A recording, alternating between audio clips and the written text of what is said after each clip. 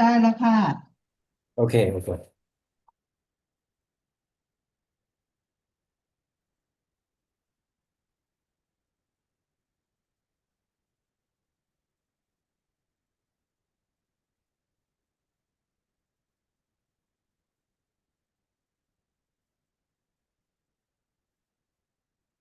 สวัสดีครับอาจารย์ครับผม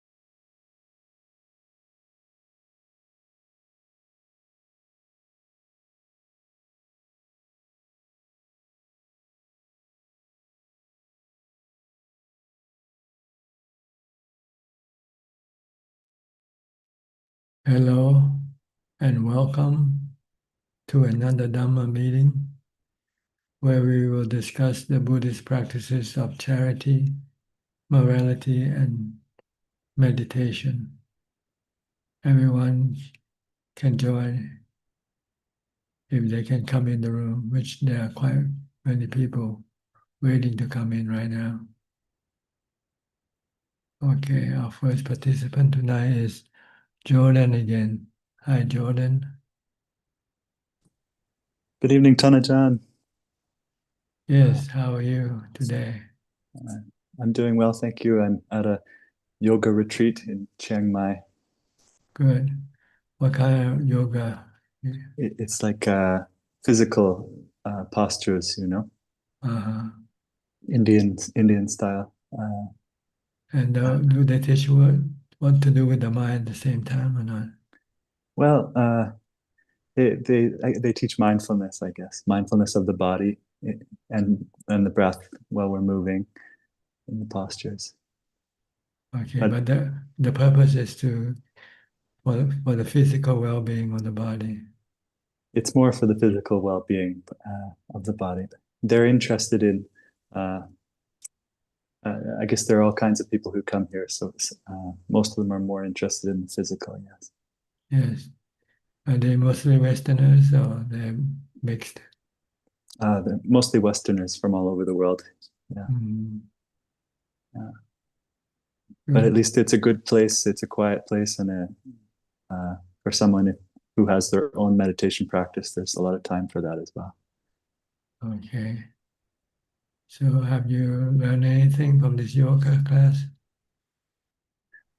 Uh, I think I think it is helpful for my mindfulness. Uh,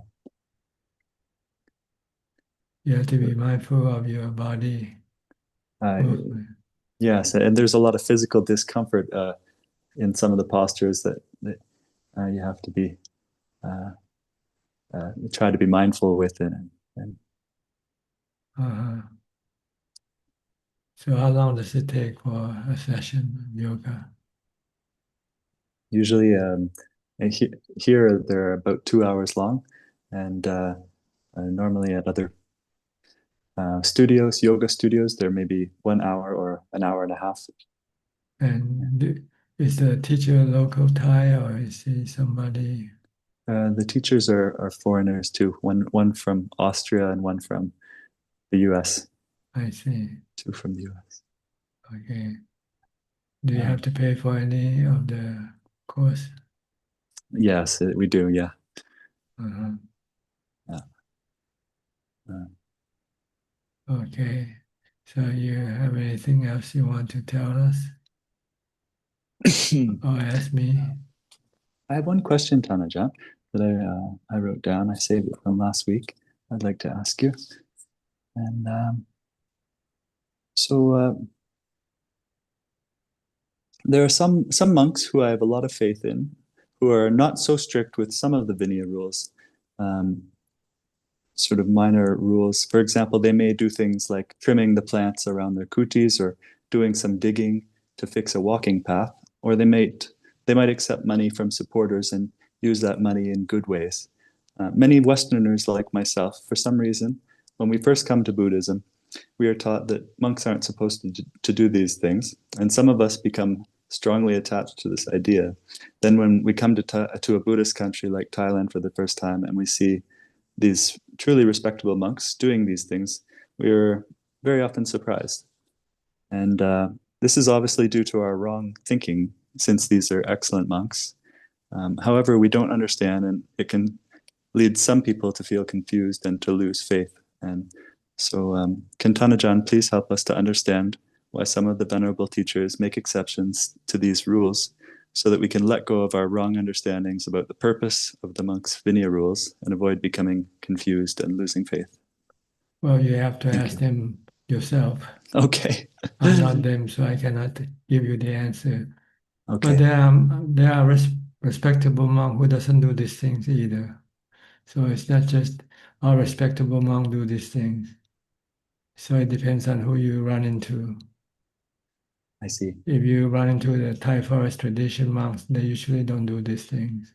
Okay.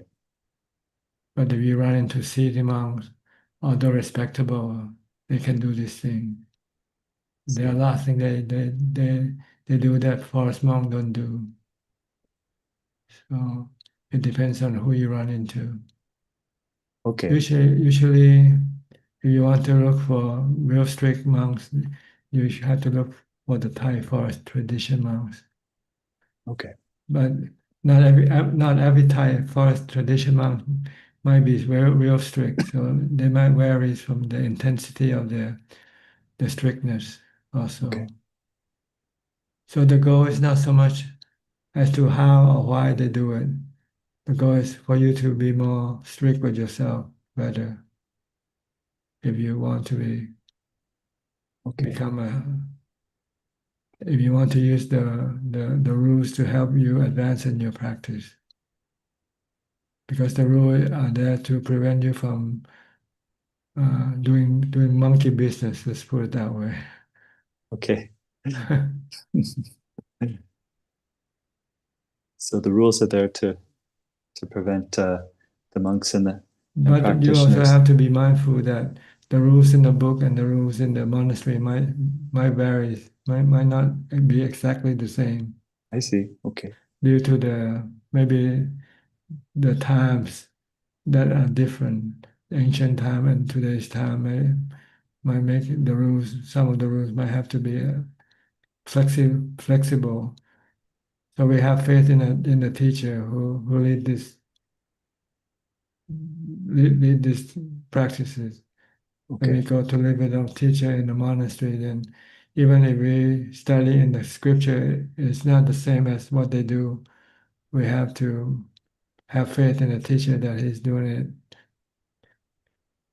not for defilement anyway, Yeah. but Okay. for because time changes, some condition change with time, and the Mm-hmm. rules that apply might not be applicable or useful. Just Okay. like the Buddha, when before he passed away, he told the monks that if the monks see that some of the rules is outdated or is not doesn't serve the purpose, then they can abolish them. Mm. Okay. This makes sense. Yes.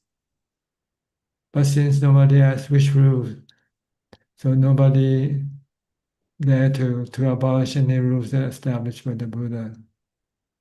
So some of the rules today might look kind of archaic or out of date, we still try to keep them as much as possible. Okay, I see. We have to just trust that the wise teachers understand which rules are most important and which Yes, ones are, yes. yeah. The teacher that you go live with, especially Okay. the ones. Okay. Okay. Okay, But wonderful. you're too far away from that now anyway, so you don't have to worry about that. No, I know. I just I ask because it comes up sometimes. And, Mhm. Okay. Anything else? no, that's all for tonight. Thank you very much. That was very Okay. helpful. All right. Enjoy your yoga class.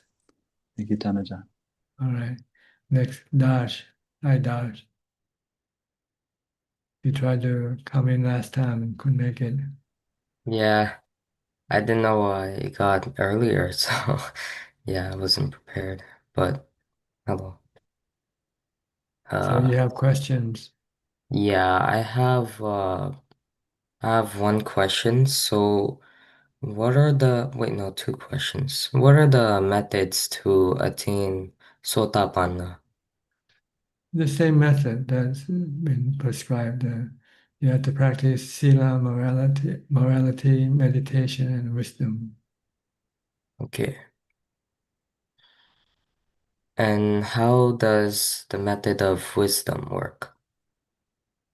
Wisdom is to see the Four Noble Truths that exist that deal with your body. See, Sotapanna has to be able to abolish his wrong view of the body as being himself and being permanent. So you have to study the nature of the body to see, is this body me or is it not me? Who am I regarding this body? You who investigate the nature of the body is not the body, obviously.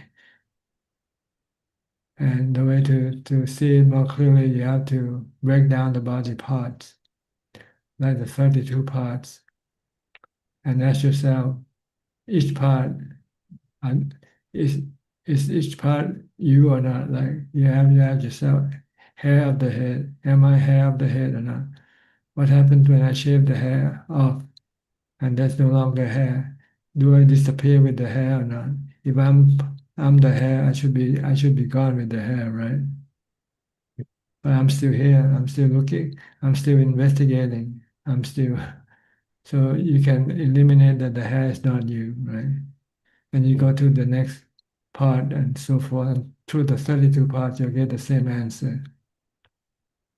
Or you can visually separate them and put into, put the hair in one place, put the nail in one place, and see all of these parts. Like automobile part, you break down the automobile. And then you can see that all these parts isn't you at all, you're the driver. You feel, so the mind, the one who investigates this body is not the body.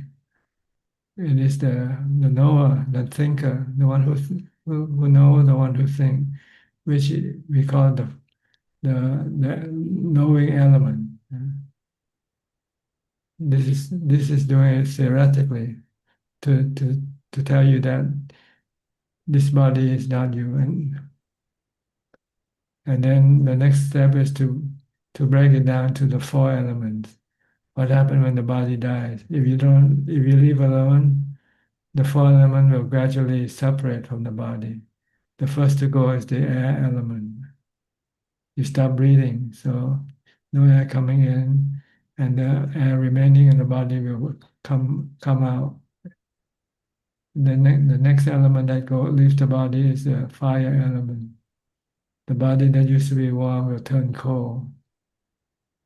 Then the next one will be the liquid, the water element. All the liquid will ooze out of the body. Eventually, it will leave the body dry. And if you leave it long enough, it will break down into dust, decay into dust. So you have to study this to see that the body is actually composed of the four elements. The four element that we take in the air element by breathing. We do take in the air element in all the time. The water element is the liquid that we drink, put into the body. The the earth element is the hard stuff that we eat, like bread, potatoes, and all these things. They come from the earth. Yeah. And the fire element is the heat we get from the sun or from other sources. The body needs to have a certain level of temperature to exist. If it go below that temperature, it can die. So these are the four elements that builds up the body, made form into 32 parts. And then one day when the body stops functioning, these four elements will leave the body.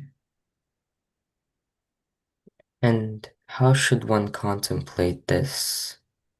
Studying, investigating, seeing, just like I tell you, you have to do and understand and finally got the answer to yourself. Yeah, this body is just made of the four element.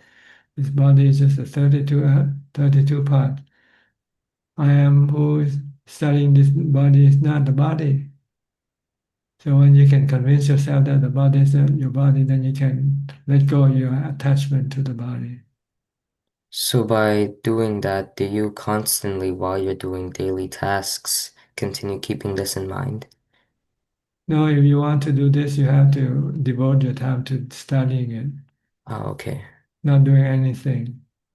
Hmm. See, but before you can do this, you need to have your mind has to have jhana first, in order for your mind to be able to let go of your attachment. Once you see that this body isn't you, Hmm. and then you will have to apply it to the real situation, exposing your body to some type of danger, and to see if you can leave the body alone. Since it's not you, why should you worry about it, right? Hmm. But if you still worry, then it means you still attach it to your body. When you face a dangerous situation that you might, or some painful situation, you might get you might become sick with cancer, for instance, and see how do you react to the situation. Can you treat the body like it's not you, or you should treat it as you? If you treat it as you, then you have wrong view. Then you have suffering. Then you have cravings. You don't want the body to die. You don't want the body to get sick. You want it to get well. But since it cannot be what you crave for, then you get suffering. You get dukkha. If you see that the body is not you and you say, okay, let it be. Since it's not me, it doesn't bother me. Like you see other people's body, right? When you see other people's body, it doesn't bother you if they get sick or they die. So too should be your attitude toward this body that you have is the same like other people's body. Hmm. So in the danger situation that you talked about, does it also apply to, for example, like a poisonous snake or something Yeah, attacking? Thai forest monks usually like to go into the forest and stay there alone and be near some wild animals Hmm. to see if they can calm their mind when if there some wild animal approach them to see if they can let go of their attachment to the body or not. If they have no fear, they have no suffering, then it means they're willing to let the body be attacked by the wild animals. But isn't that a bad thing? Uh, well, you want to prove to yourself whether you have let go or not, right? Hmm. Okay. So it's not easy to be a sotapanna in practical terms, but it's easy in theoretical terms. You can just think, yes, this body is not me. Yes, it's impermanent. Yes, I can let go, no problem. Yeah, you can let go now because nothing happens to your body now. But wait until you get diagnosed with cancer or if somebody tries pointing a gun at you, what you gonna do? Can you Yeah. remain normal as if nothing has happened? Because the body is not you. Somebody's pointing the gun at somebody, and it's not you. So why should you have any fear or any suffering? So this is the test. But before you can take the test, you have to first analyze, study the nature of the body until you are convinced that this body is not you first. Convinced theoretically first. And then after that, then you go and apply it. In order to apply it and to let go, you have to have jhana to do this. If you don't have jhana, even if you want to let go, you cannot let go because your attachment is too strong for you to stop with just theoretical wisdom, with theoretical knowledge. You need to have jhana plus the theoretical knowledge in order for you to be able to let go. Hmm. And one more question. So, what are all the ways to attain jhana, aside from the regular satipatthana way of focusing on the body? Well, that's it. That's the only way the Buddha taught. Oh, wasn't there like a buddhanusati? Pardon me. Like, And there are some other meditation objects, but the Buddha recommend the anapanasati, mindfulness of breathing if you're sitting and meditate. If you're moving around, use the body as the object of mindfulness. okay, so can you attain jhana with buddhanusati? Well, according to the Thai forest tradition teachers, they use the mantra Bhutto. Get the same result as you use the anapanasati. So how does that work in daily life also? How does that work Well, you use Bhutto, you just keep reciting Bhutto all day long. all day? Like even when you're doing anything, like satipatthana, just You only stop when you have to think about something else. okay. And when you're talking also? Yes, you cannot use mantra at the same time when you think when you're talking. But Okay. the goal is not to do anything. See, in order to be able to establish this mantra continuously, you have to be alone in solitude. Mm, If you're not, then you can only do it at part of the time when you don't have to engage with people or when you don't have to do anything that requires you have to think. mm, But if you're alone and not working, not engaging with people, then you can constantly use mantra to keep your mind from thinking. The yeah. goal for using mantra is to stop the mind from thinking about things that you don't really have to think. Okay. And mindfulness of the body and mindfulness of the feelings is something that I can touch, but mindfulness of the mind and the dhammas are something that is It's not later. mindfulness of the mind. The body, we're talking about another aspect of the practice, which is study the nature of the body, Hmm. nature of feeling, the nature of the mind. Okay. But first you have to go through the jhana first. Once you have the jhana, then you study the nature of the body, just like as I told you. Hmm. After that, you study the nature of feeling. Hmm. And then after that, you study the nature of the mind. See? Okay. So you don't do this all at the same time. There are three Okay. separate objects that you have to investigate and let go of your attachment. Hmm. So just be mindful first. Okay. Mindful to get to jhana first. Once you have jhana, then you can then study the nature of the body first. Hmm. And after that, then you can study the nature of feelings. And after that, you can study the nature of the mind. Okay. And for Buddha Nusati, can you also recite while you're listening to someone or no? Well, you should, if you're listening, then you should pay attention to what you listen. Okay. Because if you use Bhutto, then you might not understand what the person is talking to you about. Yeah. So you have to pay attention to whatever you do first. If you're walking, you have to pay attention to your walking first, not reciting Bhutto without paying attention to what you Yeah. walk. You might step on something, you know. So your first priority is to be mindful of your body action, and Okay. then you can then recite at the same time if you like to. If you're not thinking, you might not have to recite Bhutto even. Just be Mm. mindful of the body is enough by itself. If you're not thinking about something else. If you're thinking about something else, you might use the mantra to help stop from thinking about something else. But you still have to be mindful of what you do. Okay. Thank you. All right? Yes. That's all. Yeah. Thank you very All much. right. Next, we'll go to Professor Ken. Hi.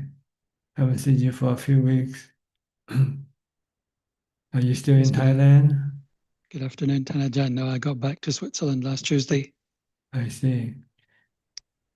I You have spent six weeks in Thailand altogether. So mostly at the same place that in Khon Kaen. yeah, most of the time in the northeast in Khon Kaen in a quiet retreat where I was in a kuti and had a nice walking meditation path. So very quiet time. Did you find it fruitful? Yeah, it was very fruitful indeed to be in those conditions. Very conducive to practicing. Mm-hmm. So I have very much benefited. Didn't want to leave in the end. Yes, but you still have some other engagement. I still have to finish probably the rest of this year before I Uh, finish work. so you still want to go back there again? Definitely, yeah, I'll go back. And Mm. Is there any requirements or condition imposed on staying there? no, actually, I was staying with a family, and they have a big garden with several kutis and walking paths, and also a place for monks to stay when occasionally they have monks passing by. They can stay there, and Mm. it's been set up in And that way. they themselves practice also? Yes, they're very much dedicated lay practitioners. Okay, good. So it's good. And on one day, I took a short visit to see Ajahn Martin, and I gave him some copies of your book that Claudia translated to German. So Yes, I he got can the just, photos. I got the pictures. okay. Okay. So he can pass them to his German lay practitioners. He was very happy to receive Could you those. could you speak German to him? Yeah, I spoke German to him. Um, He was happy to have the chance to have a chat. We had a nice Dhamma discussion in German. Did you spend overnight there? Or? No, just the one day. He tried to grab me to stay there for 10 days, but uh, I was committed to where I was staying. So Yeah. next time I'll go there. We just had an American layman who stayed there for a while, came and stayed here for a couple of days. Okay, He's from, I think, Providence. I'm not sure if you met him or not. don't think so. Don't think so. Okay. And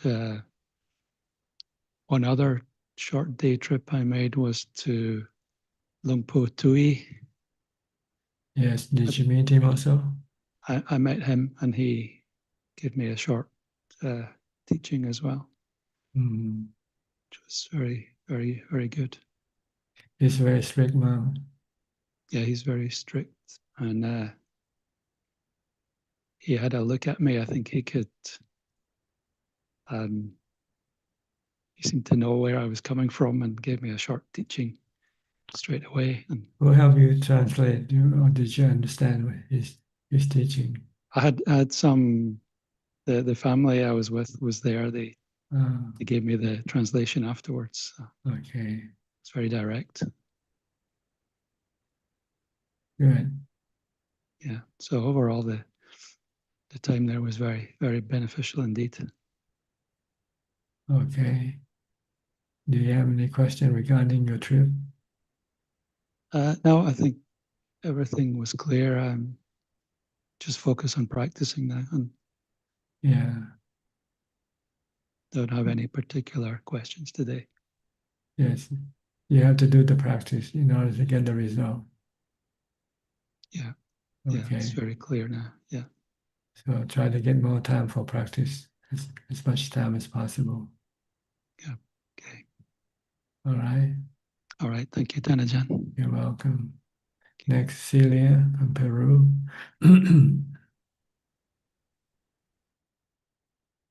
Hello, Ajaan. Can you hear me? Yes, perfectly. Okay. Hope you're doing well.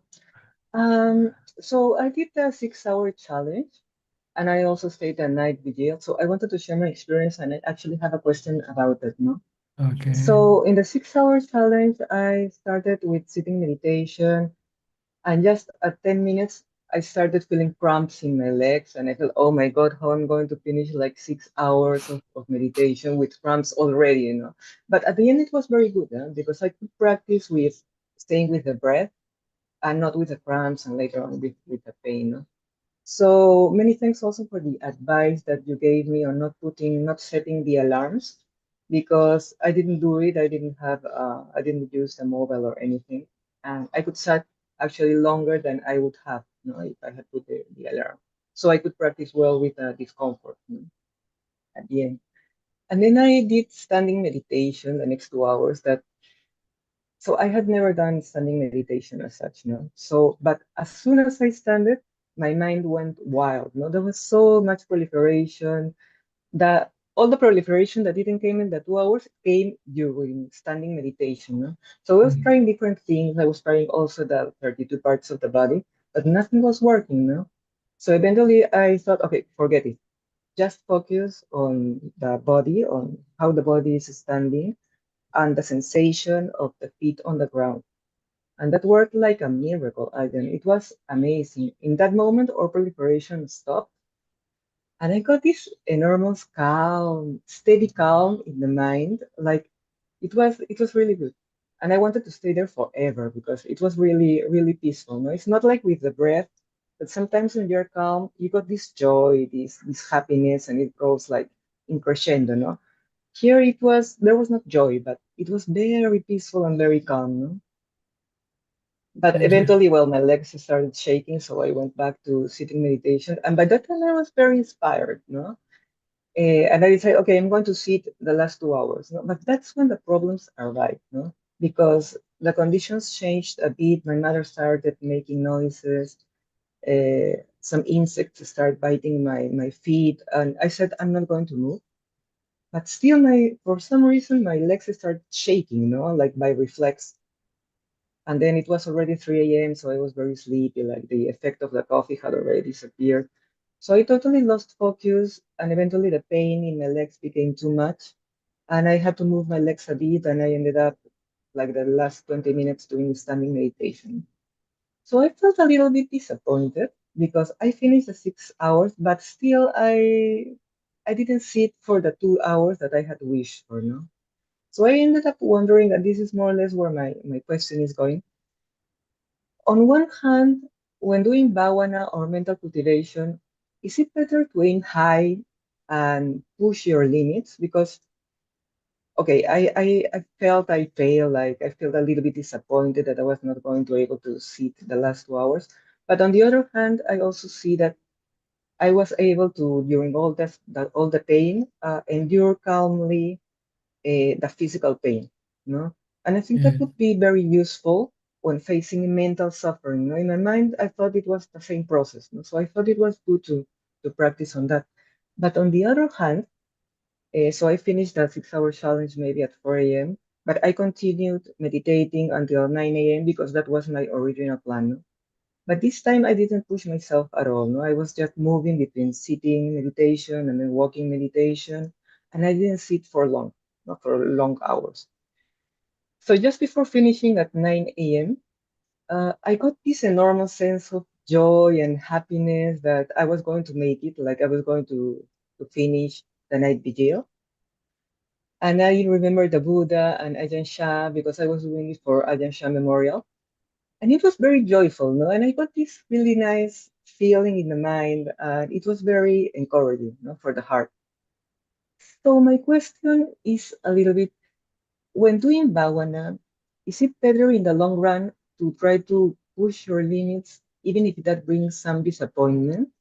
Or is better to go slow and just take it easy and protect these small joys that you have with manageable practice? The Buddha said, take the middle way, the middle, in between the two. You have to push a little bit and not relax too much. It's like the string of a violin. When you strum the violin, if it's not tight, you cannot make any sound, right? If it's so, you have to find the right balance between your practice, how much you can push your mind to do the work, so that it doesn't become overstressed by you pushing it. And if you're relaxing, you might not get anywhere.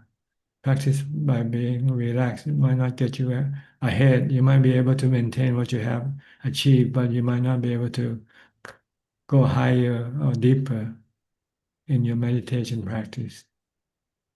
So yes, there's a certain amount of effort you have to put in, extra effort in order to move ahead.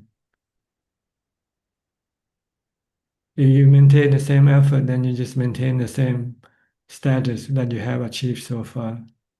If you want to increase your status, then you have to put a little more effort. But don't put more than you can do. If you put more than you can do, then you might become disappointed when you could not do it and become frustrated also. So yes, just try to push a little bit, maybe 10% at a time. Like, workforce, they increase their sale target every year 10%. You don't want to set up too high the goal and then you cannot achieve it. Then you might feel that you're failing. I was really happy also that I could do it like one night. It's a completely different to be able to meditate like for long hours than just few hours in during the day, no? Because sometimes I even don't even have time to meditate. So it was a complete different feeling. I said, oh my God, if I could meditate so many hours, like many days during the year or the month or the week, that would be very good, no? That's what you have to do next. You have to do more of it, not just once and forget about it. This is not a one-time experience. This is a long-term goal that you should look forward to. Maybe once a week or every other day or something, or when you have the time, whenever you can feel like take the challenge, then you just keep doing it. The more the better. Because if you don't do it, then you won't get this kind of experience that you have experienced from this practice. I felt then, no, that it was a not new, but different experience of what I all usually feel. Yeah, because the effort is different. You put in the continuous effort for 6 hours, doing nothing but meditation or mindfulness. Normally, you just might put an effort for 1 hour to meditate. Once you finish your meditation, then you let go of your mindfulness and relax and just enjoy your sensual pleasures. Yeah. But it's very difficult on my conditions also, no? Because even to stay the whole night, there's a lot of effort in logistics, making sure that there will be somebody with my mother the next day for many hours because I won't be in my complete senses. I cannot make decisions. So no appointment with doctors that day. There's a lot of logistics having to be done. Well, you can adjust the time limit, maybe for 3 hours, 4 hours, or whatever you feel is possible for you to do at that time. You might not have to stick to the 6 hour limit all the time. Think about it. You have to plan better my year. Uh, Okay, but well, many thanks for putting this 6 hour challenge, and it really made a difference. So yeah, yeah, many because it thanks, Ajahn. forces you to be mindful and resist your cravings. Yeah. So once you have done this, your mind feel relaxed. Your mind feel peaceful and calm. Even though you might have not reached the maximum of the jhana yet, but at least you start to feel the benefits of forcing your resisting your cravings and using your mindfulness to maintain peace in your mind. Especially in the face of physical pain, I thought I felt no a lot like being able to be calm despite that lots of things were happening or hurting Yeah. in the body. Still, I'm able to just watch the breath or stay with the breath, even if it's not longer. I could see a lot of benefit in that. Yes.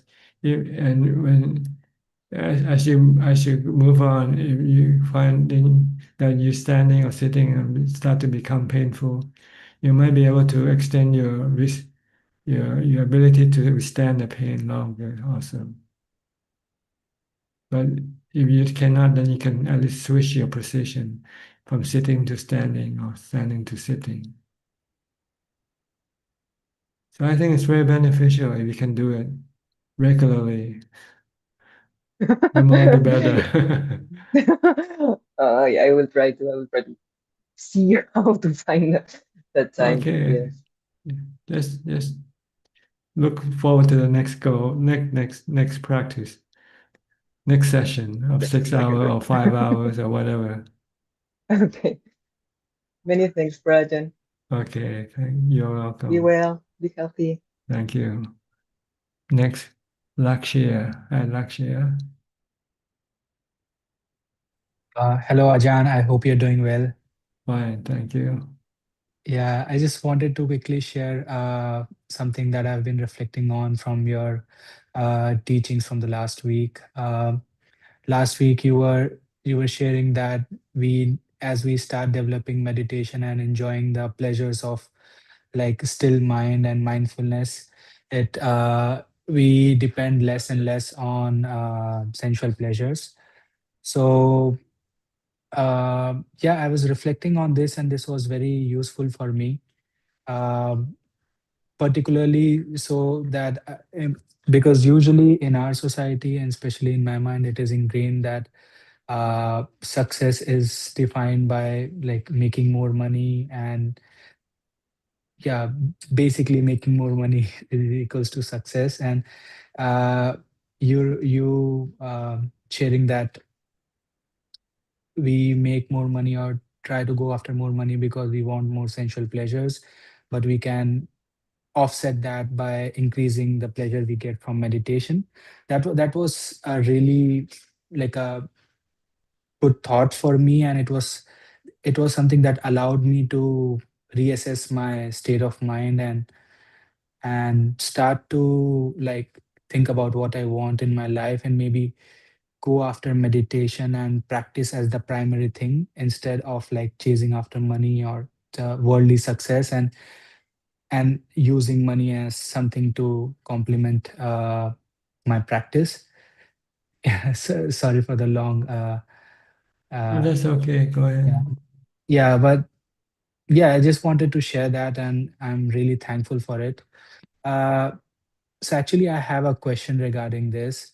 So in my day-to-day work, my work usually involves a lot of strategy, planning, thinking, designing, and all that stuff. So and what happens is while I'm meditating or when I'm doing physical work or daily chores like brushing or other stuff, I can stay with Buddha. And I know that you have touched upon this earlier today, but I wanted to see if there's any way for me to maintain similar level of awareness and mindfulness while I'm doing my work, because there's a lot of like sensory input while working and a lot of distracting, I mean, objects of attention. So it's easy to get swept away and lose my mindfulness. So I was wondering if there's anything I can do to minimize that impact while I'm working. Well, the only thing you can do is just stay focused on what you do and think about what you do. and don't be distracted by thinking about something else at the same time. But you cannot stop thinking because you need to think Yeah. in order to do what you're doing. So you can gain 50% of the mindfulness by focusing Mhm. on what you're doing, but you cannot stop thinking. As compared to doing things that you don't need to think, like eating or Yeah. walking, then you can have 100% mindfulness, focus on what you do and also not thinking at the same time. So the only way that you want to have this 100% mindfulness is to stop working or practice on the day that you're not working. Like on the weekend when you're not working, then go to a retreat or go into some place and be alone. Then you can then concentrate on developing mindfulness all the time. Okay. Uh, okay. I'll try this, Ajahn. It's usually easier when I'm just getting into work. It's easier to focus on one object at a time. But after a few hours, I don't even remember. Like my mindfulness is completely swept away, and Yes, yeah, because you're swept by the event, by the things yeah, that come. So yeah. the best way is to quit working, and if you want to get somewhere through meditation, then you have to choose one or the other. You cannot have both ways. Mhm. But in the beginning, you can maybe divide the time. When you work, okay, you dedicate your time for working. When you're not working, then you dedicate the time for meditation. Mhm. And as you develop more practice, develop more meditation ability, then you might want to increase your day for more meditation. So you might reduce your working hours Mhm. or switch or look for jobs in which you can manage the hours as you like. Instead of having fixed time working, you might have some flexible type of job that you can, like being a salesperson or direct sales. You can sales insurance or something, and then just pick the time you want to sell, and pick the time you don't want to sell. You can have more time that way. For me, I decided to quit altogether right away because I'm quite ready to put in all my effort for the practice. And I didn't really see the benefits of having money because money cannot buy peace of mind as far as I'm concerned. Only mindfulness can buy me peace of mind.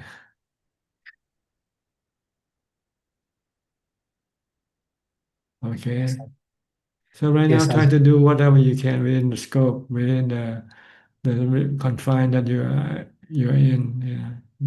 yeah. Do as much as mindfulness as possible, and meditate as much as possible. But Okay. if you want any more than that, you might have to reduce your workload or stop working altogether.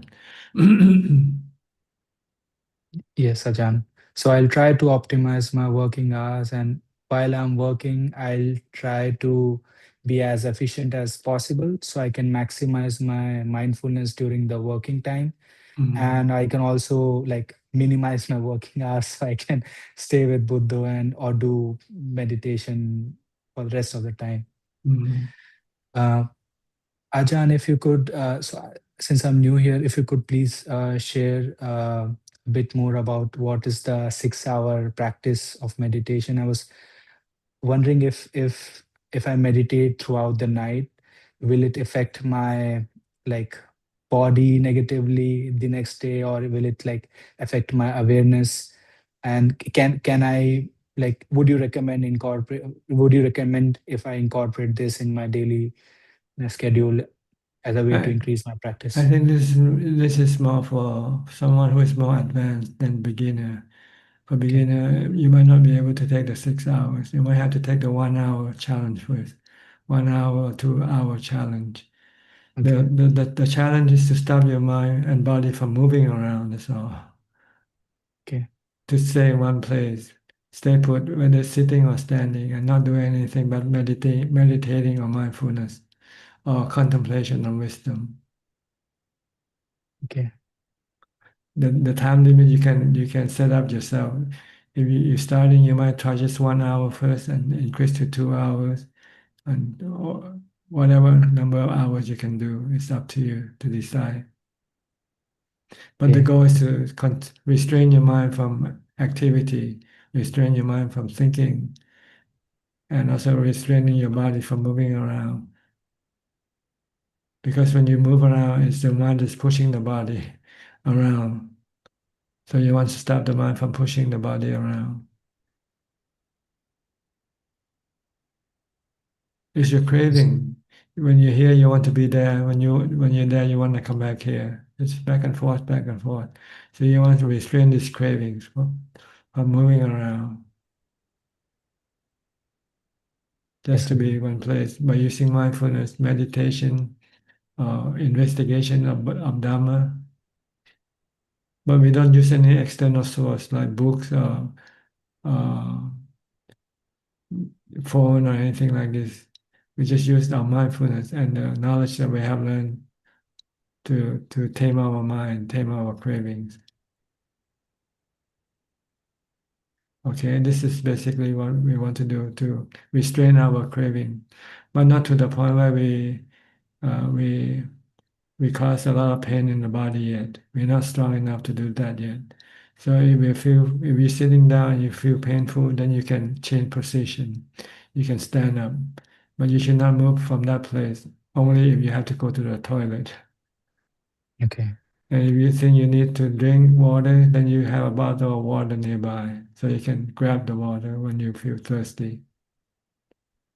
But no sensual pleasure, just drinking plain water, pure water, no coffee or tea. Yes, Ajahn. Okay. So we alternate between sitting and standing and not sitting and walking meditation, right? No So we walking, don't, no no walking movement. meditation. Just stay in Okay. one spot. On spot. And close our eyes or You can close keep your it. eyes, you can open your eyes. Okay. Doesn't matter. You can think. You should think about Dhamma. Think about the sutta, the Buddha taught once, and think about the foundation of mindfulness or something like that. If you want to think, if you find that you want to do more mindfulness and you want to stop thinking, then you don't think. Try to focus either on your breath when you're sitting. When you're standing, you might switch to mantra or continue using your breath if you like. It's up to you to decide. But the goal is to restrain your cravings to move around, to give up, to stop. Hmm. Yeah. Okay. Yeah. Yes. And one last question, Ajahn, if we have time.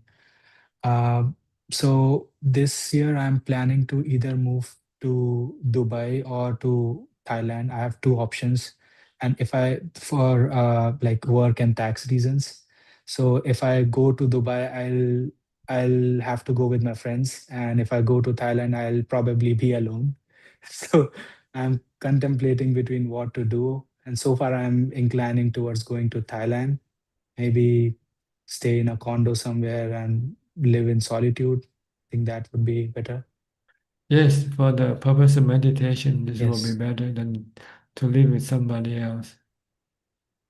Because when you live with somebody, you have to engage with them, see. yes. So it's better to be alone. If you want to succeed or advance in your meditation practice, the Buddha recommend solitude, solitary existence. Mhm. Yes, Ajahn. Okay, Okay. Thank you so okay. much, Ajahn. Then if you're in Thailand, you can maybe on your weekday, or on weekend, you might come up to our temple and practice meditation here with us. Of course, Ajahn. I'll try to stay for a few weeks. Come for a few weeks. Okay, Yes. all right. Thank you so much, Ajahn. Best of luck to you. Okay. Next, we'll go to Samanji from Sri Lanka. May I tell the class here that your question is being published in your Sunday newspaper, right? The Observer.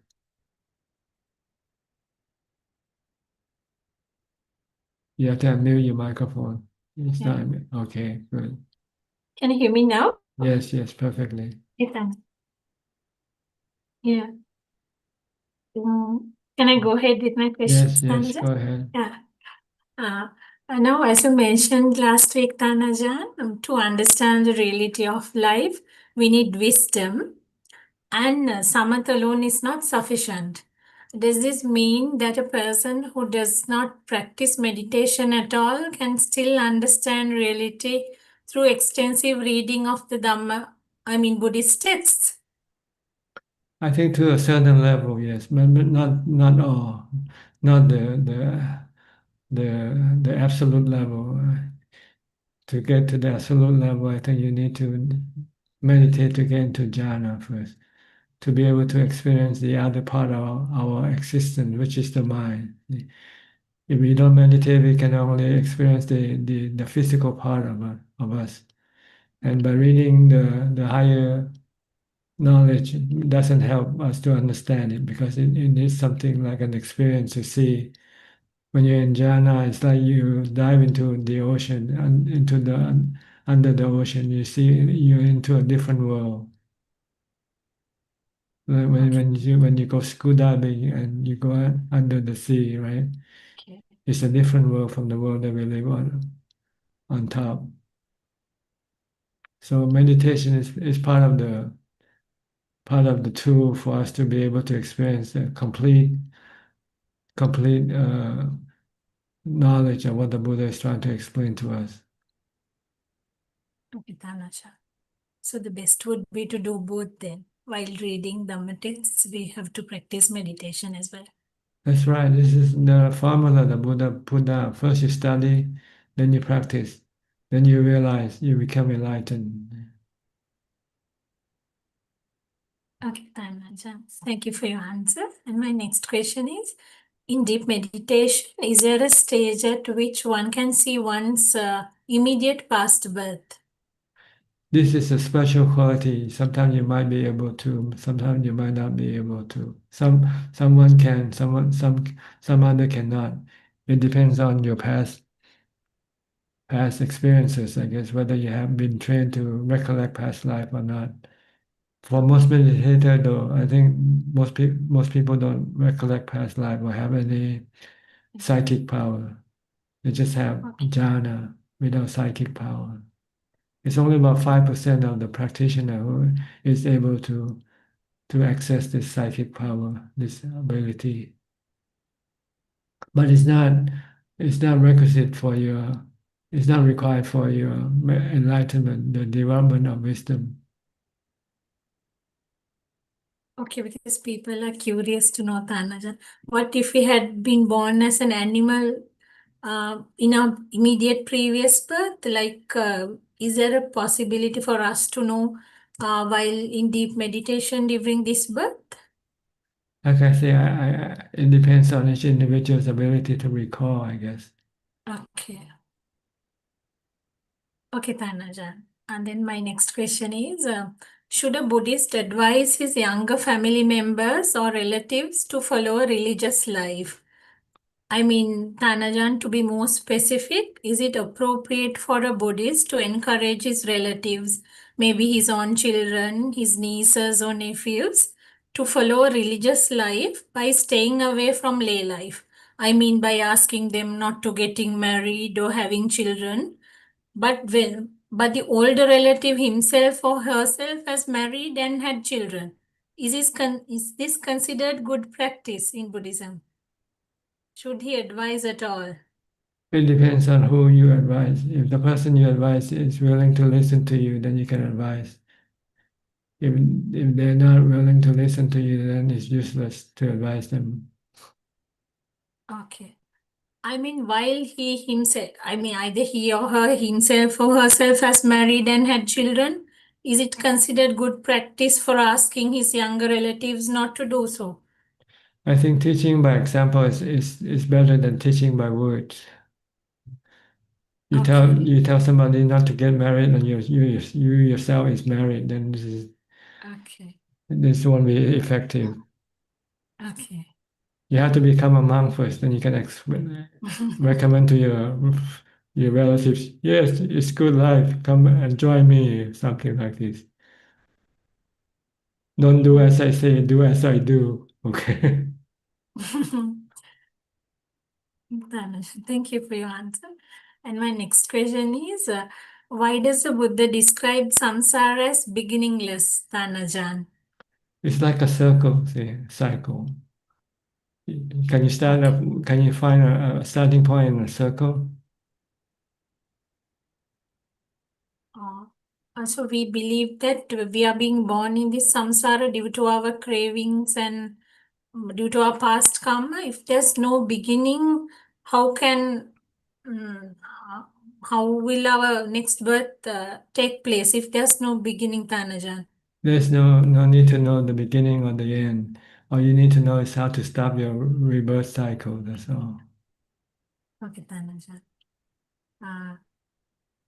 My next question is, how do we recognize attachment to peaceful or pleasant meditation states? Is it called tanha, our desire to be in our meditation for longer? Attachment to jhana, you mean?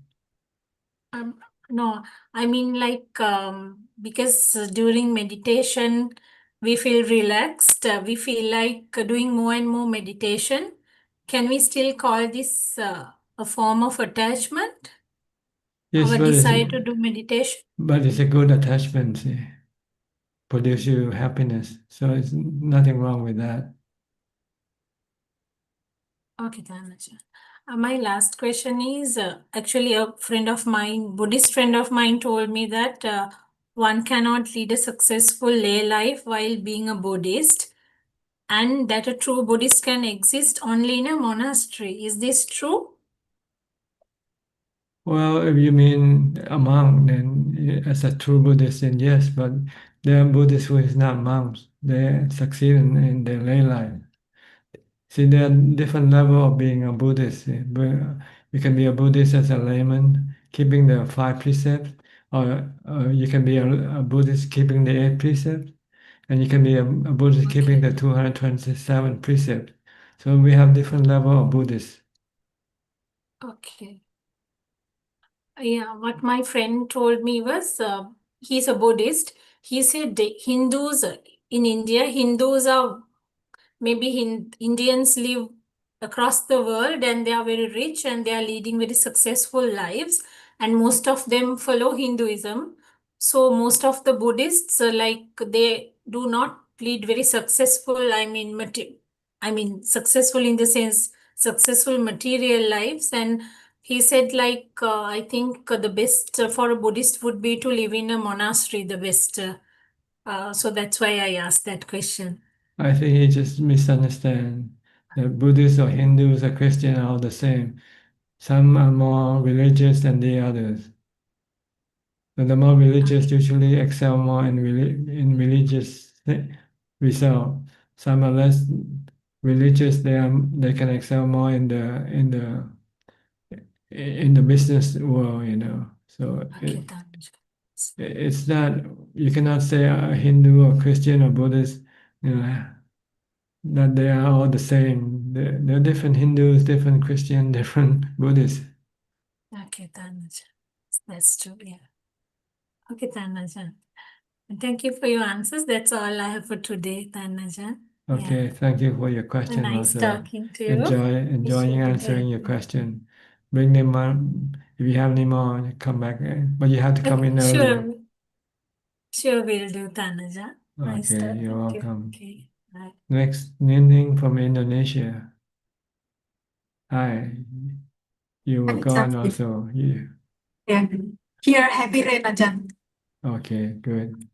Uh, we will go to Pattaya with my nephew. Okay, not your Uh, mother. Your mother yeah, also. my mother also. Because Okay, my mom want me to show my nephew how to make merit, Ajahn. okay, good. But according to Ajahn teaching that I don't advise my nephew anything. I Unless mean, she asks or she wants you to tell her, then you can tell her. yeah, tell him.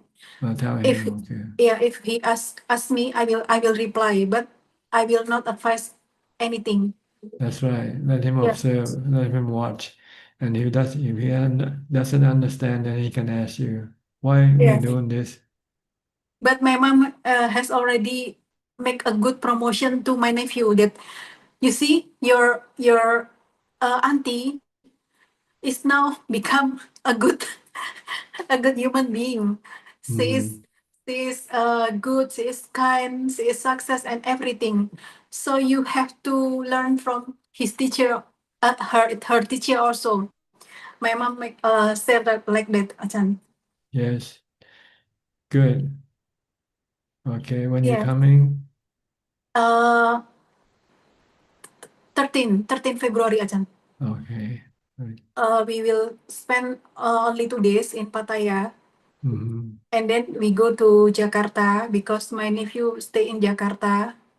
Maybe my mom want to have Chinese New Year dinner with her Okay, grandson and grandchildren, all the grandchildren, Achan. okay, good.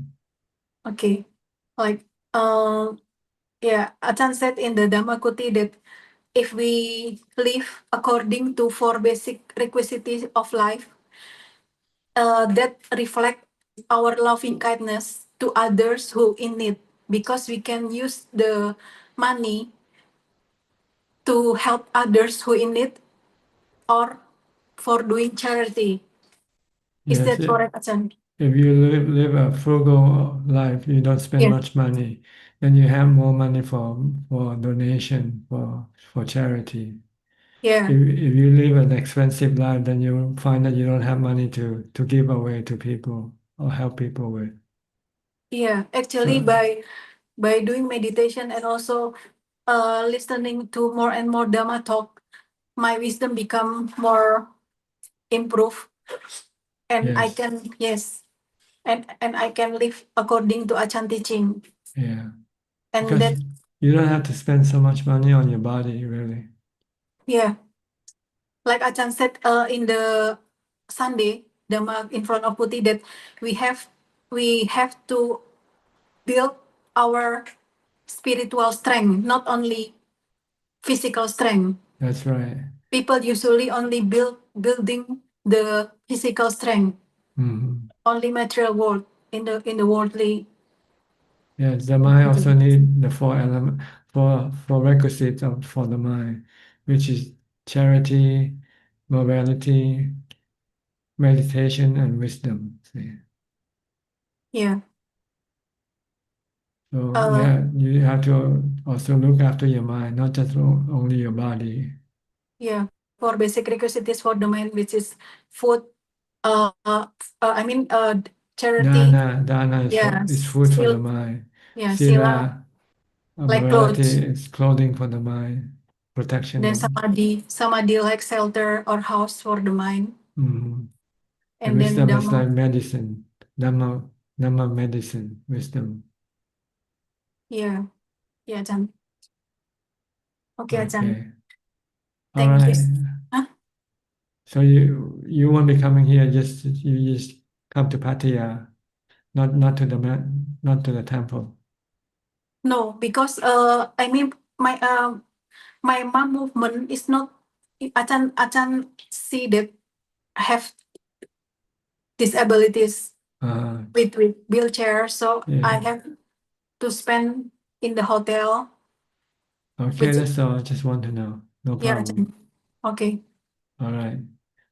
Thank you, Achan. Okay. Hope you enjoy your trip. Yeah, Achan. Thank you. Okay. Yeah. Next, outsourcing. Good evening, Tanajan. Yes. You still do your 6 hours challenge regularly. Yes, yes. You Once a week, find you find it good, beneficial, very, very good. good for your Better, mindfulness. yes. Better than going for meditation retreats. Yeah. I, mm, 6 hours very, is better than going for 2 days retreat, really, because you might not have you spend this much hour doing mindfulness. Yes, because retreats normally they have Dharma talks in the morning, then Dharma talks Activity, at you have night, activities, you have, then then you're talking between yourselves. and very few hours of meditation. Yeah, Better for me to do at home. yeah, be Isolate alone. myself in my room. Yes, be alone. Okay, good. And Any question tonight? no question. Thank you Okay, very much, Ajahn, for okay. your Geg and so, hi Geg, you have any question?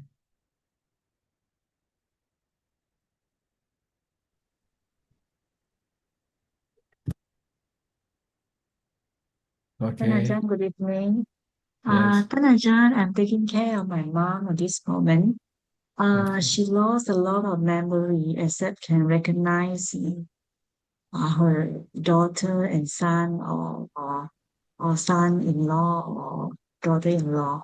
So, my question is, for those very expert in meditations, strong meditator, are they also having the same problems in losing their memory in the very old age? I think you lose memory from what you remember, you recall, but you don't Mm, lose memory from your experiences. Like if you practice meditation, you still know how to meditate, mm, but you can lose the information regarding about this or that person that you have committed into your memory. mm, But something through experience will remain with you. Like if you know the Four Noble Truths, understand from practice, you will still have it within you. You don't forget the Four Noble Truths. mm. But if you only memorize the Four Noble Truths, you can forget. Actually. Mm. Okay. The good thing is she still can remember the Buddha, you know? So Uh, Maybe that's yeah, because from her practice. When she um, practice, not memorizing, but practice. Every mm, time she bow and think of the Buddha, this is practicing, not just remembering. So if you think that you remember, you have to memorize, you can forget. Like names of people, names of places, day and day, this stuff. If you don't think about it long enough, you can forget. But it's something that you do regularly, you don't forget. If you use your right hand, you continue to use your right hand, right? You don't forget using your right hand and not knowing which hand to use. So there are things that you can forget and there are things that you don't forget. Things that you learn from practice, don't forget. You don't forget. Things that you learn from memorizing, you can forget. Okay? okay, yeah, thank you. Yeah, All right. yeah, thank Welcome. you. Next step. How are you? I'm good. How are you? Good. Have you done anything more with your 6-hour challenge? No. But I do meditate a lot. Meditating is a big part of my day, and I do it a lot. I sit in my yard with the trees a lot. So, Okay. but the next time my kids are gone, I'm definitely going to do a 6-hour challenge. You might not have to do the 6 if you don't have the time. Maybe it's 3 hours challenge or something like that. Yes, that for sure is something that I can do. But it is very useful, and it is hearing the people that do the 6-hour challenge, like Nita. Now that Nita can do it, I'm like, if Nita can do it, I gotta do it. So Good. she was able to do it. This is what we call peer pressure. Exactly right. Yes, the sangha is good. I did have I guess it's a little bit of a question. My mom, she got she found a monk on Instagram and she was very into this monk, and I thought it was kind of weird because I didn't think that a monk would be on Instagram that much. And then come to find out it was AI. But yes. But what she really liked about the monk was that she liked that he was very peaceful, that he meditated in nature all day. And I told her like that's what the practice is. So I think I'm gonna send her your book. I think that'll be good. I'm just gonna Okay. send her actual monks doing the actual practice. And I Maybe think she might not like the actual monk. I know she liked the instant monk so much. That was just Yeah. AI. But it made me happy that it did seem to bring her some peace, even, I don't know. So, yeah. Okay. Especially, have you heard about the 19 monks walking across America? Yes, what do you feel about that? Well, to me, it's more publicity stunt, but at least it might work for people who, you know, be able to see that there are some people talking about peace rather than war. It just seems like it's not going to last. It's like as soon as it's done, it's going to leave Yeah, the country. it's just something that happens and then it will be gone. But at least it give people something to do, I guess, or something to talk about. Yes, exactly right. Yeah, yeah. Okay. Well, thank you. Okay, you're welcome. Nick Koksing. Hi, Koksing from Singapore. Greeting, Prajan. Yeah, Prajan, I have two questions this evening. My first question is this morning, the mind decided to resume the contemplation of this body having been born is subjected to aging, sickness, and death, separation of loved ones, law of karma. My question is how important it is to do this contemplation daily. So that you don't forget. See, the goal is for it to be constantly telling you that life is impermanent, that one day you're gonna lose it. So you have to to be ready for it. If you're ready and you're willing to accept it, then you might not have to suffer from it. But if you're not ready, you are not ready to accept when it happens, then you can be suffer. Then you can suffer a lot. So therefore, I should remind myself to do the contemplation daily and try not to skip the contemplation. Oh, that's the first step also. The next step is to apply it in real life. See if you can accept it when things happen. Like when you get sick, then can you say, yes, it's normal for me to get sick. Yeah. Or you approach death and say, yes, it's normal for me to die, for instance. This is the goal, to gradually tame the mind, train the mind to accept aging, sickness, and death. Yeah. My second question, my doctor national exam results was released recently. I was somewhat disappointed because it falls short of my expectation. I know the course is craving to have better results. Nevertheless, can Prajan teach me a way of overcoming this to come? You just have to accept that nothing is under your control, see. So don't try to control things.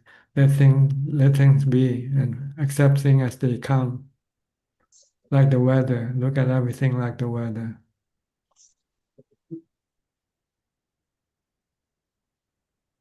Okay. If you can control it, then it's okay, but you cannot control. See, that's the problem. Yeah, theoretically, I know it's anatta, but when reality sink in, somehow it's a bit difficult to accept. Yeah. This is normal because this has been your habit for a long time. So you have to slowly change it by telling yourself that everything is not under our control. Everything can happen. Anything can happen anytime, anywhere, good or bad.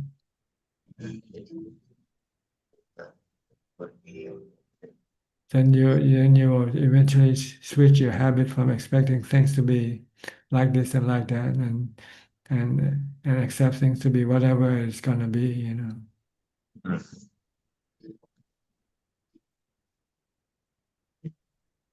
Because you cannot expect things, right? Sometimes things don't go according to your expectation. All right. Okay, so you should use this as a teacher to you. See, this thing that is not under my expectation. So next time I should not expect. Because when I expect and it doesn't come meet my expectation, I can be sad. If you don't want to be sad, then don't try to expect anything. Take things as they come. Que sera, sera. I always say this. Whatever will be, will be. The future is not for us to see, to tell. Okay. Mm. Okay, next question. That's all. Just to update Prajan, last Sunday I attended a one-day retreat at Wat Pali Line conducted by Ajahn Martin. He was in Singapore for a one-day retreat. That's good. Did you find it useful? Okay, at least it helps me to sit, I think, for a few hours with in a group setting. Yes, can you do it alone in your house? Okay, at home, sometimes presently I'm still stuck with my 1 hour. So yeah, I'm trying to see how I can push it further. Yeah. Yes, try to take the 2 hour challenge or something like that. Okay. You don't have to go to the temple to do that. You can do it in your own room. Okay. I will try it. Okay, good. Okay. Yeah. You have to Thank you. push yourself if you want to succeed. They Okay. don't come naturally. You have to push. Okay. Okay. So I Like, will like the tighten the. Buddha, he sat under the tree for as long as he had to in order to achieve what he wants to achieve. Oh, the yeah, for 14, I can't remember the until he achieved the light Yes, enlightenment. yes, yes, But then he has made a very strong vow that he will not move, even if his blood is going to dry up and even if he's going to die and so on. Yeah, yes. yeah. But I am not at that level yet. Okay. Go ahead and start the 2 hour challenge first. I want to sit and stand in display for 2 hours, not doing anything else. Okay. 2 hour, 3 hours, however many hours is up to you. Okay. Okay. Okay. Try. Yeah. Okay. Thank you, Prajan. You're welcome. Next, Lynn, have you tried this before? I think you mentioned it once before, right? The 6 hour challenge. Good evening, Tanajan. Yes, I have tried that before. Just once. A few times. Few times. Okay. On the weekend. Okay. Yes. Find it useful? Very useful and very peaceful. Mm-hmm. It brings so much joy in me. But very painful also, right? Try to doing it. But if we, yes. So Well, that's no pain, no gain, right? You have to accept it. No pain, no gain. That's true. I've got a question. So if somebody, let's say that, what are the main obstructions for somebody who has become a monk or a nun? Well, different people have different obstructions because they have different preferences. Mm. So you have to know the remedy to overcome this obstruction. Okay. Mm. And the most important obstruction for monks are the sexual cravings. See. Mm. So the Buddha, upon ordination day, teach the Asupa contemplation to the monks, to the new monks right away. This is something you have to contemplate all the time, as much as possible, in order to prevent your sexual cravings to arise. Mm. I think for most monastic, this is the same. Because you are restrained from, you have to be celibate, right? But Yes. your mind doesn't want to be celibate with you. So Mm. I try to create the sexual cravings. And so you need an antidote for this sexual craving, which is the asupa contemplation. Looking at the body parts and looking at the corpses can help stop your sexual craving. Mm. But there are also some other craving like sensual besides sex. You might want to watch TV or you want to watch YouTube and eat or drink as you like. You cannot do this anymore once you become a monk or someone who ordained or Machi. So you have to also teach your mind to refrain from this thing. Mm. Mm. And sometimes you have the urge to go here and there, so you take the 6-hour challenge.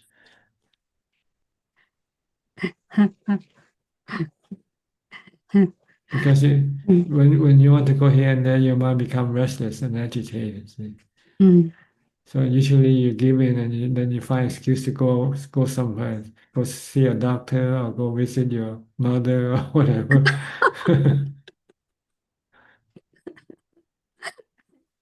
So the way to deal with this is to force yourself to stay in one spot and not to do anything Mm. except mindfulness and meditation. Mm. So you need some tricks to overcome your different type of obstruction. Mm. Because being a monastic is a long term.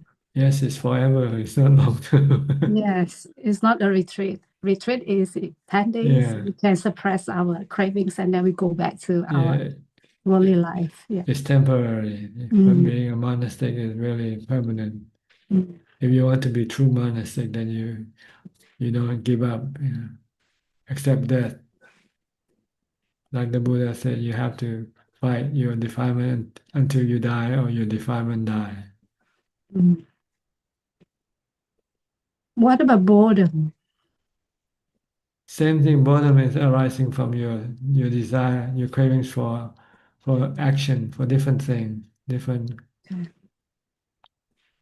So the way to deal with this obstruction is you have to practice a lot of mindfulness and meditation. If you can enter into jhana or maybe partial, not even jhana yet, but if you can meditate and calm your mind to a certain level, then you can become peaceful and happy and not you don't feel lonely or boredom. Mm.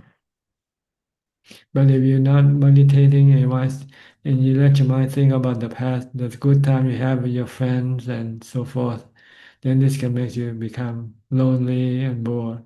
Because being a monk, you have nothing to do but meditate. Yeah.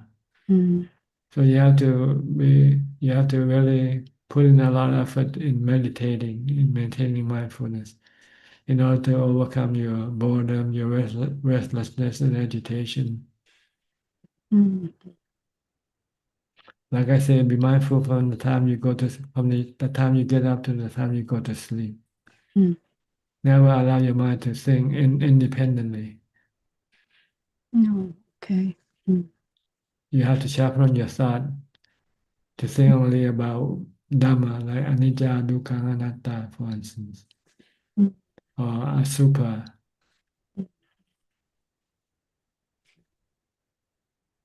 or the various aspects of the Buddha's teaching. What was that, Anaja? The various aspects of the Buddha's Okay. teaching. Mm.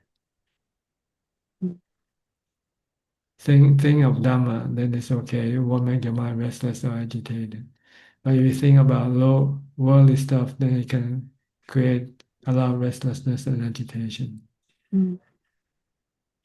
Think about places you used to go to see, people you meet, places you used to go eat and drink. If you think like this, it can make you feel restless as when you're living in a monastery. Mm. So you have to try to prevent this thought from coming up by being mindful with a mantra or with concentrating or focusing on what you do Mm. and meditate as much as possible. Mm. If you can gain some calm, then your mind will become peaceful and happy and not lonely or sad or agitated. Yes. So you have to be busy meditating and being mindful. This is your job as a monastic. Uh, mm, Okay. mm. And I have another question, if I may. I haven't Yes, seen go ahead. Kunchup for a while. Yeah. So I haven't seen Kunchup for a while. Is she okay? Yes, she wants to spend more time meditating now. So Mm, she stopped doing this public work, like coming in the Zoom room and help us and do. She wants to dedicate more time for her practice. oh, okay. That's good to hear. Yes. Okay. Well, I think we all Yeah. have to come to a point where we know we have to spend Thank you more so time much, alone. Tanaja. One day we'll know that we have to spend more time alone in order to advance in our practice. If we're still Mm, engaging with people and things, we're only stuck there. You want to go any further, you have to stay away from things and people, so you can devote more time for your meditation and mindfulness practices. mm. Practices. And the time that you have given us is the best gift for me, especially. Thank you so much. Okay, just my job, I guess. I'm stuck with it. Our pleasure. Thank you. Okay, you're welcome. Next, Alvin.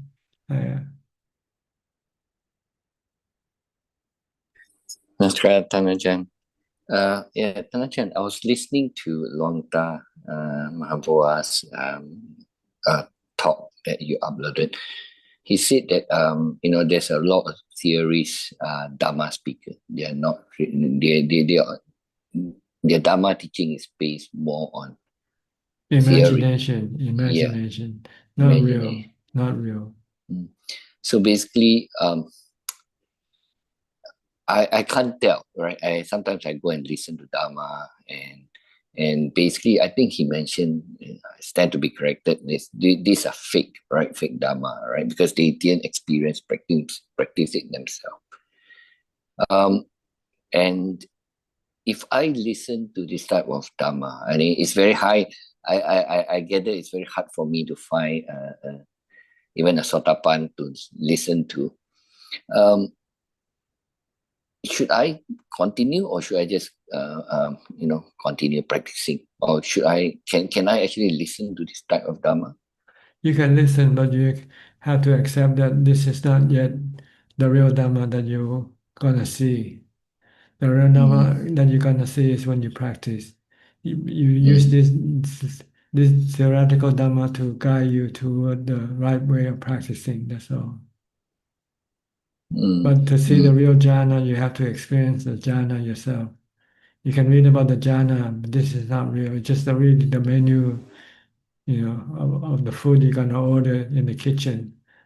It's just a description of the food that you're gonna eat, but you haven't yet experienced the food itself. You have to wait until the waiter brought the food to you on your table, and then you start eating. Then that's the real food, not the menu. Yeah. Or you can tell whether the cook is a real cook or not. Okay. When you eat the food. That's you, see, you yourself. Yeah. Yeah. Okay. So you have to practice to prove the theory. But some people didn't understand. They thought once you understand the theory, you're supposed to be enlightened. That's why we have a lot of theoretical sotapanna. Everybody thinks they are sotapanna. They think they are, but they are not. See. I gather nowadays it's very hard to find one, especially in urban area, right? To listen to. Yeah. Yes, you just have to rely on just the recorded talks or writings and use it as a guide for your practice. Regardless of who you listen to, even a live Buddha, you still need to do the practice, not just listening alone. That's not make you enlightened, except if you already have jhana. Once you have jhana, and if you can listen to the Buddha or some enlightened teachers, you can become enlightened right after you listen to the Mm, teaching. But mm, without jhana, you will not be able to experience the real Dhamma. mm, mm. So I suppose that's what happened during Buddha's time, right? Like Moggallana, Sariputta, they just listen and That's right, the five yeah, ascetics, the first discourse. They yes, already yes. all of this they already have jhanas already. Mm, mm. Okay, thanks. Thanks, Tanajan. Thank You're you. welcome. Next, Gary from Singapore.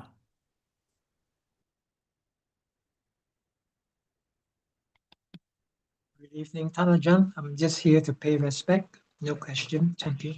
Okay, Rohini from the UK. Good evening, Ajahn.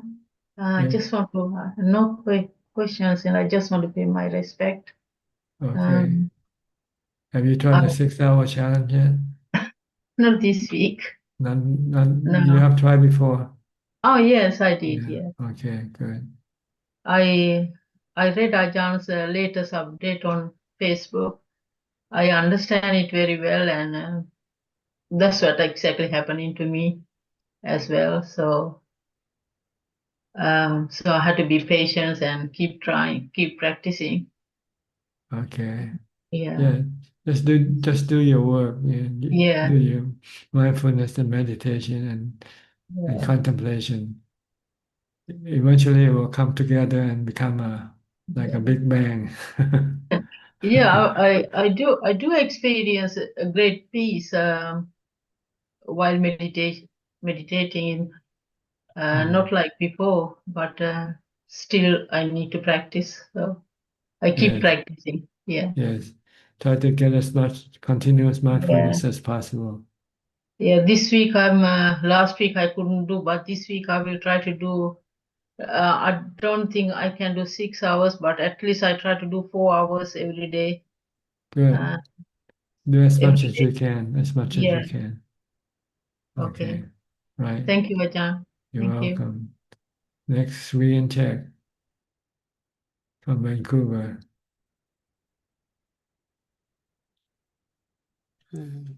Greetings. Greeting, Ajahn. Yes.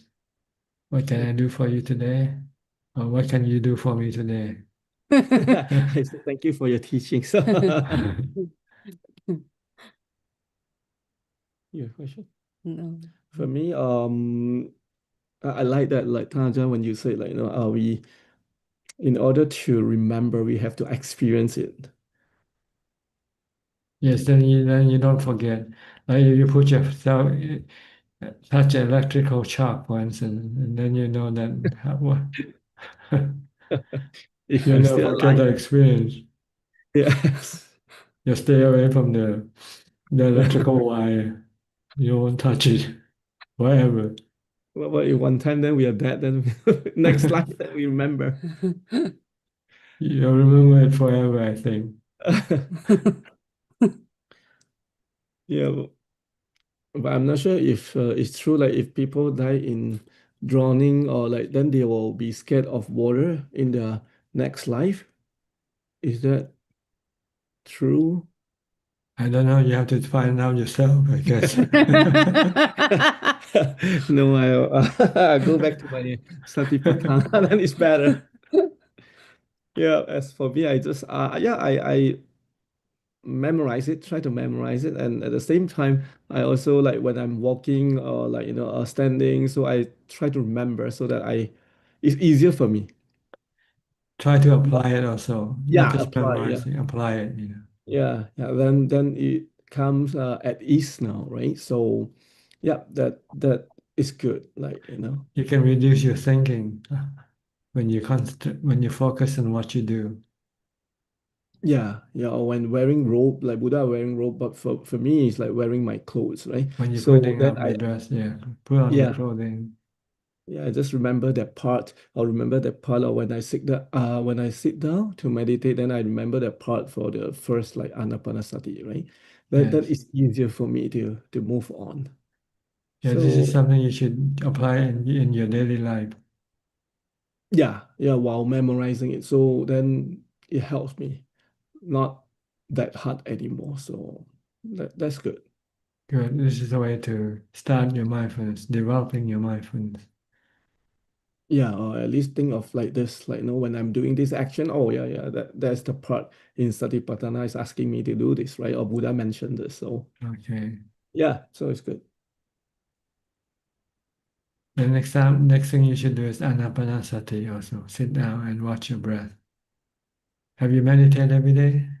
Yes. No. Yes? Every Yes. day? Yeah, Okay. every day. So when I say that, When did you do it? not for me at night because it's peaceful, like, at night is easier for me. You don't feel tired or sleepy when you meditate at night before you go to sleep? Beginning of meditation, no.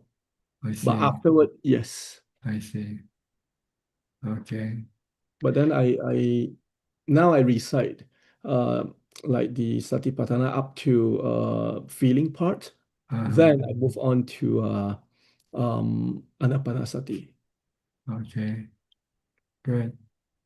Yeah, that's what I'm doing now. Yeah. So at least because we need to establish mindfulness, right? So I might as well recite. The four foundation of mindfulness. Yeah, just recite a Okay. sutta, right? That's the only that I can remember. So Good. To prevent your mind from thinking about other things. yes. But sometimes mindfulness is weak. It will still be able to think, but I just I just go Eventually, back. you want to stop thinking altogether if you can. Yes. Okay. Good. Yeah. No question from you, Jack? No, no No comment? No, thank you, Okay. Father. I'll go to Belinda Yeah, thank then. you, Father. Okay, you're welcome. Belinda, Namasakan Tanajan. yes. Yeah. Everything okay? Obstacle Peaceful? Tanajan. Obstacle? Obstacle. Obstruction? Like Obstructions. I what? feel very thick. Sensual pleasure? Eating? Drinking? Seeing? Hearing? Tanha, all the Tanha Tanajan, Pati. Di bawah Tanha. All the Tanhas are partying. Yeah. Okay. Use Um, mindfulness to stop it. Meditate. mm. Anapanasati. Watch your breath. Stop thinking. Calm your mind. Okay. Tanajan, I have question that I postponed. It was that I didn't get to ask about Dr. Pia and Dr. Indria. Like sometime 2 weeks ago, they asked about how to support uh, people who are dying if they are under Vibhava Tanha stage. I remember you said to encourage, like, oh, we need you here, like for elderly. But how about when the condition is Bhava Tanha and Kama Tanha stage? That person maybe not is fearful of dying. What do you mean? I don't understand the question. Oh. Last 2 weeks, I think we have about Dr. Pia and Dr. Indria. They asked about supporting their mother, aging mother. And she was like, Vibhava Tanha, he doesn't want to leave. She wants to leave, not wanting to like expedite death and some sort of that. Well, you should try to convince her to live, because killing the body is bad karma. It can send her to a bad state after she dies. But if she just let the body die, then she won't have to go to the bad state because she hasn't committed any bad karma. So what about for people who have bhava tanha and kama tanha? Like Same they thing. sometimes When you have tanha, you're increasing suffering for your mind. So if you don't want to have any suffering for your mind, you should stop creating this tanha. So if someone is like having kama tanha or bhava tanha, they are stressed, the dying person. That's why I say you have to teach the mind that this is the cause of your stress. If you don't want to have any stress, then you have to stop this craving.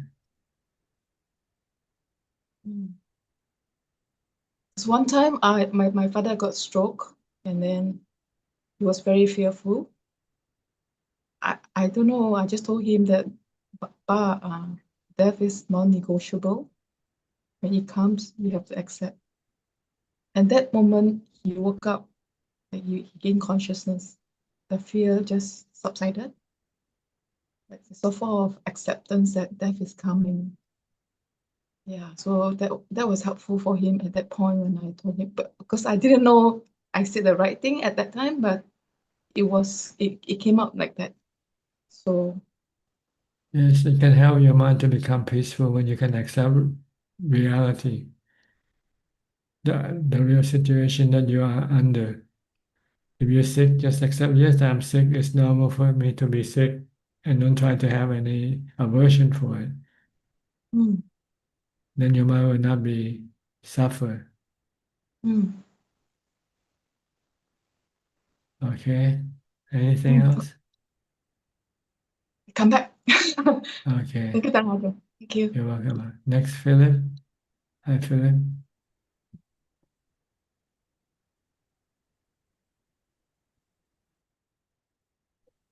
Good evening, Tanajan. I'm just here to pay my respects. It's good to be back listening. Okay. Zoom. Yeah. You've been away on your holiday? Just only 2 weeks ago, but was listening it through Facebook, but it was difficult because I think there was I think they blocked the internet. But I managed to get through with a VPN. But Zoom was a bit challenging to come in, so I only listened it through Facebook. Yeah, last week couldn't get in to the session, and this week I had some difficulties. I'm not too sure whether it was connection on my side or the other side. I kept on cutting off and cutting in. So I was trying to tinker around with the internet, but I think everything is okay. But as for my practice, I've been still practicing even when I was traveling and things like that. I still do my daily meditation. Just wake up earlier, meditate. Um, Yes. yeah. Yeah, it's So good to that means, maintain your practice as much as possible. yeah, correct. I mean, I still do my if I don't travel, I still do my 8 precepts on the weekend.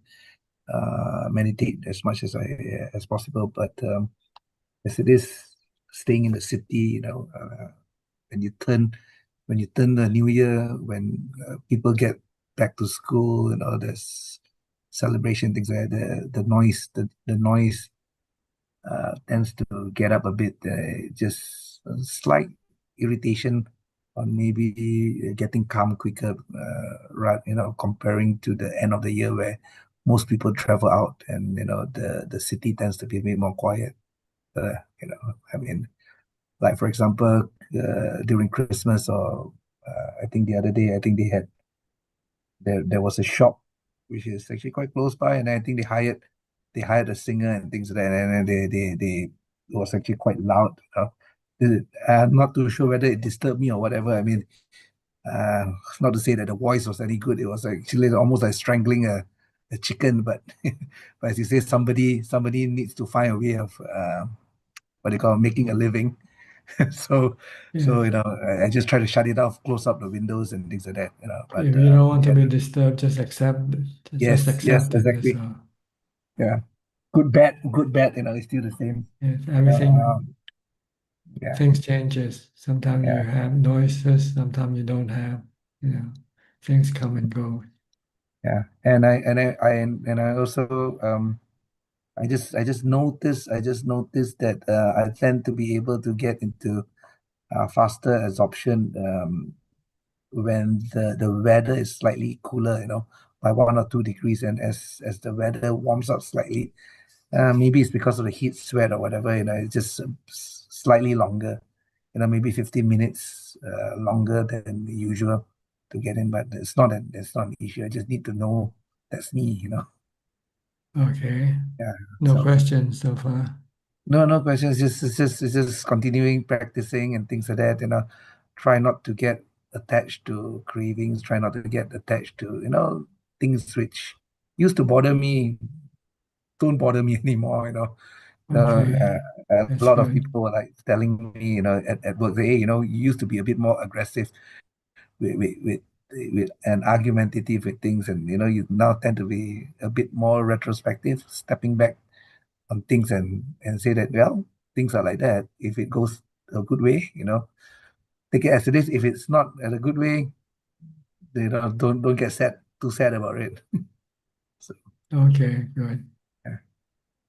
Keep it Still up. practicing. Yeah, Keep still it up. continue practicing, my every day and on the weekends, when I have Okay. the time.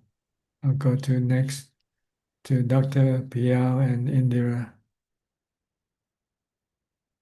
Hello. Hello, How hello. are you, Ajaan? Nice to see you. Yes.